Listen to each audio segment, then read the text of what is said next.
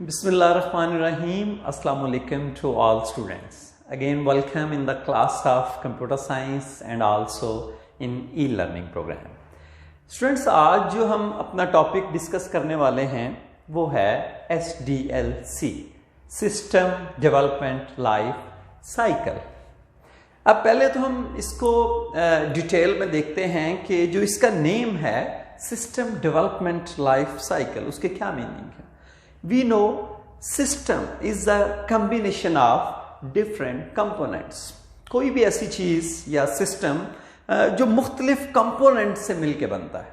For example, school एक system है, उसके डिफरेंट कंपोनेंट्स हैं। कॉलेज एक सिस्टम है, उसके डिफरेंट कंपोनेंट्स हैं। जैसे कंप्यूटर एक सिस्टम है, उसके डिफरेंट कंपोनेंट्स हैं। जैसे हमने पढ़ा कि उसमें इनपुट डिवाइसेस हैं, आउटपुट डिवाइसेस हैं, हमारा सेंट्रल प्रोसेसिंग यूनिट है, उसकी मेमोरी है, हार्ड डिस्क है। तो ये सारी चीजें मिलके एक हमारा सिस्टम बनाती हैं। तो यहां पे हम एक सिस्टम को डेवलप करने जा रहे हैं, मतलब हम सिस्टम बनाने जा रहे हैं। सिस्टम डेवलपमेंट लाइफ साइकिल, तो उसके लिए कंप्लीट हमारा एक साइकिल है, डिफरेंट स्टेप्स हैं, फेजेस हैं, जिनको हमने परफॉर्म करना है और उसके बाद वो हमारा सिस्टम डेवलप होगा। अब अगर मैं इसकी डेफिनेशन की बात करूं, सिस्टम डेवलपमेंट लाइफ साइकिल की डेफिनेशन क्या है, तो SDLC is a set of different steps. जैसे पहले बात हुई है, डिफरेंट स्टेप्स हैं हमारे, डिफरेंट फेजेस हैं that are perform to develop a system, जिससे हम एक सिस्टम डेवलप करते हैं। It is an organised way of developing successful system. ये बड़ा ही एक ऑर्गेनाइज वे है, तरीका है कि स्टेप बाय स्टेप हम कोई भी काम परफॉर्म करते हैं डिसिप्लिन में। और यू नो स्टूडेंट्स के डिसिप्लिन में कोई भी काम किया जाए, स्टेप बाय स्टेप कोई भी काम किया जाए, तो वो यकीनन एक सक्सेसफुल होते हैं हम कोई भी सिस्टम डेवलप करने में। It consist of different phases. हमारे पास डिफरेंट फेजेस हैं जिनको हमने परफॉर्म करना है, और जब वो हमारे फेजेस कंप्लीट होंगे तो हमारा सिस्टम डेवलप होगा। अब उसमें हमारा फर्स्ट फेज क्या है? प्रिलिमिनरी इन्वेस्टिगेशन हमारा फर्स्ट फेज है।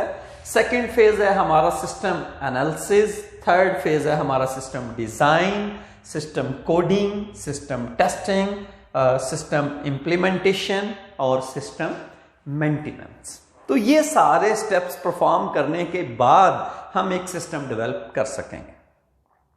अब अगर हम कंप्यूटर साइंस के स्टूडेंट हैं और हम डेवलप क्या करने जा रहे हैं, तो मैं बात करता हूं सॉफ्टवेयर की।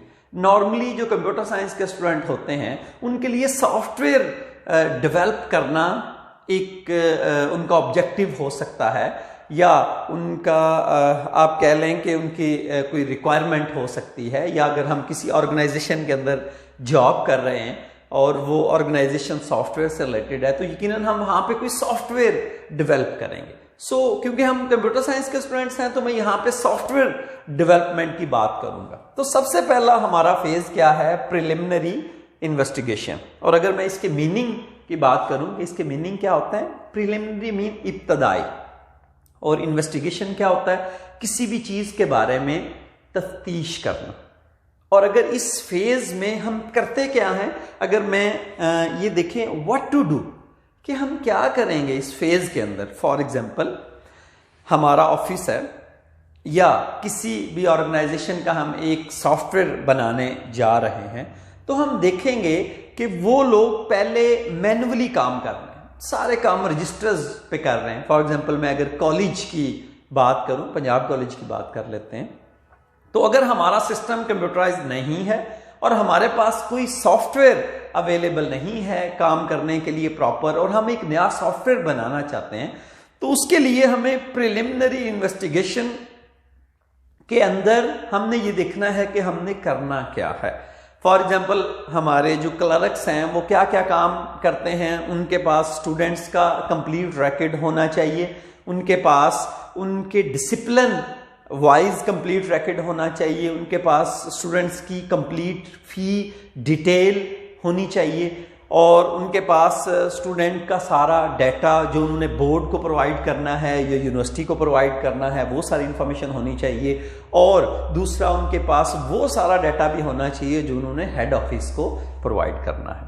हम पहले मैन्युअली काम कर रहे हैं, रजिस्टर्स के ऊपर मेंटेन कर रहे हैं, और अब मैन्युअली का बिल्कुल भी दौर नहीं है, उसमें रिडंडेंसी बहुत ज़्यादा है, टाइम वेस्टिंग बहुत ज़्यादा है। तो इस वजह से हम एक अपना सिस्टम बनाने जा रहे हैं, हम एक सॉफ्टवेयर बनाने जा रहे हैं।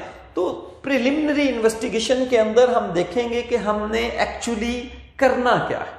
अब फॉर एग्जांपल उसमें हम देखते हैं कि सिस्टम आइडेंटिफिकेशन, हमारे पास सिस्टम आइडेंटिफिकेशन क्या है कि need for the new system, कि हमारी जरूरत क्या है। उसके बाद हम देखेंगे सिस्टम स्कोप, हमारा ये सिस्टम क्या क्या काम करेगा। ये जो स्कोप है इसमें कमी बेशी हो सकती है अकॉर्डिंग टू फाइनेंशियल इश्यूज। हम बहुत ज्यादा फैसिलिटीज अगर लेना चाहते हैं सॉफ्टवेयर से तो यकीनन उसमें ज्यादा कॉस्ट आएगी। अगर हम नॉर्मल सिस्टम बनवाना चाह रहे हैं जो ओनली हमारी रिक्वायरमेंट्स को पूरा करें, हमें बहुत को एक्स्ट्रा जो बेनिफिट्स ना प्रोवाइड करे, तो यकीनन उसकी कॉस्ट भी कम होगी। तो ये इसमें सिस्टम स्कोप में कमी बेशी हो सकती है। ऑल्टरनेटिव सोल्यूशन क्या है, थर्ड इसमें हम परफॉर्म करते हैं कि एक काम 2 तरीकों से, 3 तरीकों से या 4 तरीकों से हो सकता है। तो which one is the suitable for us, जिसमें हमारी कॉस्ट भी कम हो और हमारा टाइम भी कम लगे।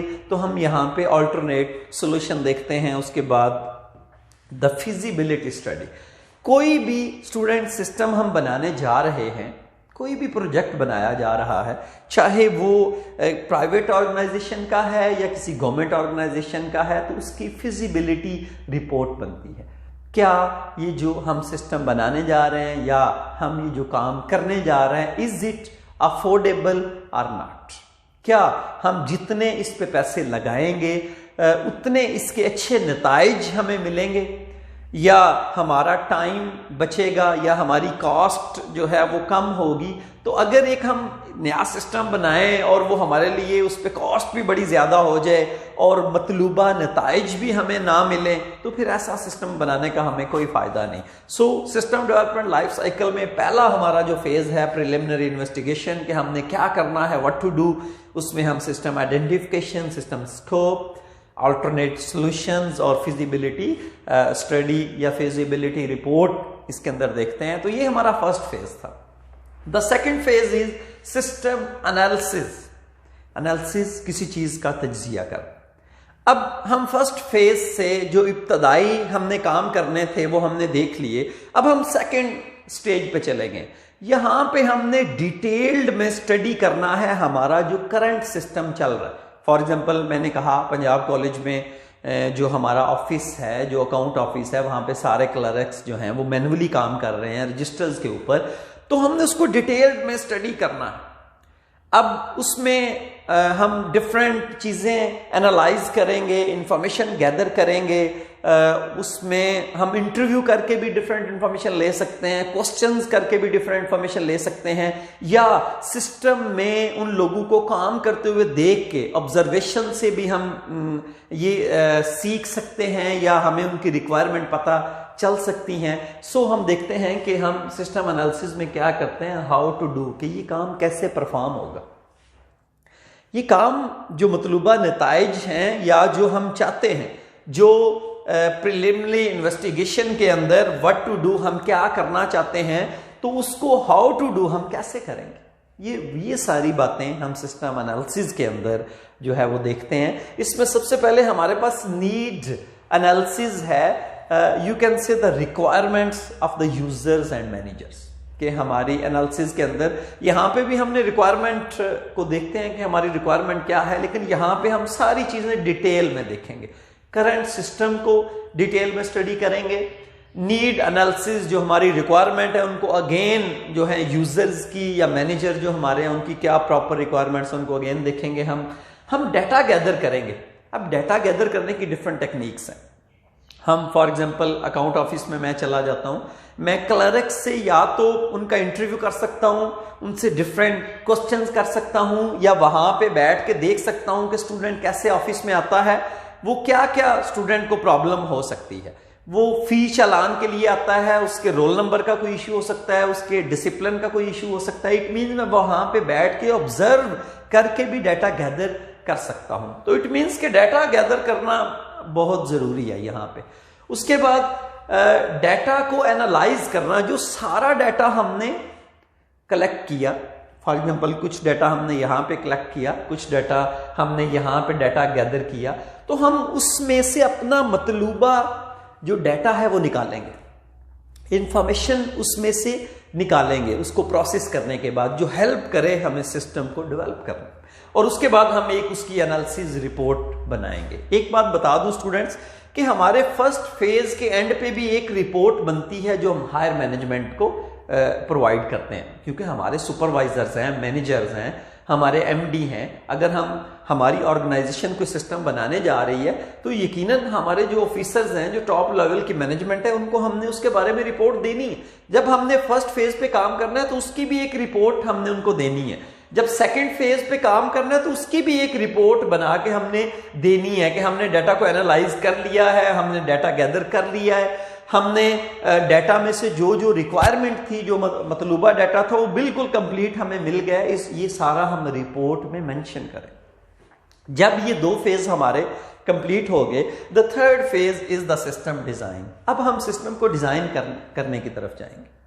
यू नो कि हम कोई भी सिस्टम बना रहे हो, जैसे हम घर ही बना रहे हो, कॉलेज बना रहे हो, स्कूल बना रहे हो, तो उसका डिजाइन तो तैयार होता है यकीन। और डिजाइन दो तरह से होता है, एक लॉजिकल डिजाइन होता है और एक फिजिकल डिजाइन होता है। अगर मैं लॉजिकल डिजाइन की बात करूं कॉलेज को बनाने की या किसी बिल्डिंग को बनाने की, तो एक पेज पे मैं जो मैप ड्रॉ करता हूं that is the logical design. लेकिन यहाँ पे लॉजिकल जो डिजाइन है वो हमारे पास लॉजिकल डिजाइन क्या होगा कि उसके अंदर हम देखेंगे कि हमारा डाटा कहाँ से एंटर होगा, कहाँ पे प्रोसेस होगा, हमारा डाटा जो है आउटपुट कहाँ से आएगी। मतलब उसके लिए डिफरेंट सॉफ्टवेयर हैं जो हमारी हेल्प करते हैं। MS प्रोजेक्ट है, उसमें जैंट चार्ट है जो हमारी हेल्प करते हैं लॉजिकल डिजाइनिंग। और उसके बाद हमारी जो फिजिकल डिजाइनिंग होती है उसमें हमारी डिफरेंट रिक्वायरमेंट्स हैं, जैसे इनपुट की रिक्वायरमेंट है, आउटपुट की रिक्वायरमेंट है, स्टोरेज की रिक्वायरमेंट्स है। तो जो इनपुट, आउटपुट और स्टोरेज से रिलेटेड हमारे सिस्टम की रिक्वायरमेंट है वो फिजिकल डिजाइन के अंदर हम उसको मेंशन करते हैं। तो यहाँ पे हमारा एक लॉजिकल डिजाइन होता है, एक फिजिकल डिजाइन होता है। जब हमारा डिजाइन तैयार हो गया तो उसके बाद हम कोडिंग करेंगे। यू नो कोडिंग क्या है कि कंप्यूटर की लैंग्वेज के अंदर कोडिंग लिखना। और ये कौन लिखता है? जिसको कोडिंग आती है, हु इज कॉल्ड प्रोग्रामर, हम जिसको प्रोग्रामर बोलते हैं। और अगर हमारा कोई छोटा सिस्टम हो तो उसमें एक दो प्रोग्रामर काफी हैं, लेकिन एक कोई बड़ा सिस्टम हम बनाने जा रहे हैं तो the team of the programmer, वो सारे लोग जिनको कोडिंग आती है, जिनको कंप्यूटर की लैंग्वेजेस आती हैं, वो कोड्स लिखेंगे। क्या लिखेंगे कि जो हमने बताया कि what to do and how to do, और फिर हमने फिजिकल और लॉजिकल डिजाइन के अंदर अपनी सारी रिक्वायरमेंट्स उनको बता दी। अब उसको देख के वो कोड्स लिखेंगे, क्योंकि उनको कंप्यूटर लैंग्वेजेस आती हैं, उनको पता है कि कंप्यूटर से काम कैसे करवाना है। सो कोडिंग हमारे प्रोग्रामर करेंगे। जब हमने एक सॉफ्टवेयर बना लिया तो हम उसको टेस्ट करते हैं। बगैर टेस्ट किए कोई भी प्रोडक्ट तो मार्केट में हम नहीं भेज सकते। कभी भी ऐसा नहीं होता कि कोई ऑर्गेनाइजेशन एक उसने प्रोडक्ट बनाई और बगैर टेस्ट किए उसको मार्केट में भेज दिया। अगर हमने एक सॉफ्टवेयर बनाया है तो हम उसको टेस्ट करेंगे। अब टेस्टिंग दो तरह से हो सकती है। एक तो हम यूनिट टेस्टिंग के मतलब उसका एक एक फेज जो है उसको टेस्ट कर लें, या फिर कंप्लीट जो सॉफ्टवेयर है या कंप्लीट सिस्टम है उसको इकट्ठा टेस्ट कर लें। ये दो तरीके होते हैं हमारे पास टेस्टिंग के। और उसके बाद जब हम उसको टेस्ट कर लेते हैं, उसमें कोई प्रॉब्लम नहीं है तो हम सिस्टम को इंप्लीमेंट कर देते हैं, मीन्स चला देते हैं। अगर कोई सॉफ्टवेयर हमने बनाया है तो उसको कंप्यूटर पे इंस्टॉल करेंगे और चलाएंगे। अब इंप्लीमेंटेशन के डिफरेंट वे हैं, तरीके हैं, कौन सा सूटेबल है। फॉर एग्जांपल हमारे पास पैरेलल इम्प्लीमेंटेशन है, पायलट है, फेज है, डायरेक्ट है। इसमें जो सबसे डेंजरस है वो डायरेक्ट इम्प्लीमेंटेशन है कि आपने ओल्ड सिस्टम सारा उठाया, साइड पे किया और नया सिस्टम लगा दिया। फॉर एग्जाम्पल, अगर नया सिस्टम प्रॉपर काम ना करे, कोई उसमें इशू आ जाए, तो that will be very dangerous. तो ये बड़ा डेंजरस इम्प्लीमेंटेशन है डायरेक्ट, ये बिल्कुल भी इस पर नहीं जाना चाहिए। इस पर सबसे जो सूटेबल हमारी इम्प्लीमेंटेशन है वो पैरेलल है कि आपका ओल्ड सिस्टम भी चलने दें और न्यू सिस्टम भी साथ में चला दें। जब आप इस मुतमिन हो जाएं कि नया सिस्टम वर्किंग बिल्कुल ठीक कर रहा है, तो फिर आप ओल्ड सिस्टम को हटा दें, रिमूव कर दें और अपना नया सिस्टम जो है उसको लॉन्च कर दें, उस पर वर्किंग शुरू कर दें। इसी तरह हमारे पास ये पायलट कन्वर्जन है कि हमारी ऑर्गेनाइजेशन के कुछ लोग नया सिस्टम चलाएं, कुछ ओल्ड सिस्टम चलाएं, और जब हमारे वो लोग ट्रेंड हो जाएं न्यू सिस्टम पे, तो हम जो पुराने लोग हैं उनको भी नए सिस्टम पे लगा दें। तो ये डिफरेंट वे हैं हमारे पास अपने सिस्टम को इम्प्लीमेंट करने के। इसमें डेंजरस सबसे डायरेक्ट कन्वर्जन है और जो सूटेबल है वो पैरेलल इम्प्लीमेंटेशन सूटेबल है। यहाँ से सबसे लास्ट पे हमारे पास मेंटेनेंस है। यकीनन हम कोई सिस्टम बनाते हैं, कोई सॉफ्टवेयर बनाते हैं, उसमें एरर्स भी हो सकते हैं, और समटाइम हम कोई सॉफ्टवेयर बनाते हैं तो जो प्रॉपर हम नताइज हैं, जो आउटपुट्स हैं, जो रिपोर्ट्स हैं, उसमें कमी बेशी हो सकती है। तो उन प्रॉब्लम्स को करेक्ट करना, सिस्टम को अपडेट करना, या एक सिस्टम हमने लगाया उसको इम्प्रूव करना, ये सारा कुछ हो सकता है। तो ये सब हम मेंटेनेंस के अंदर करेंगे।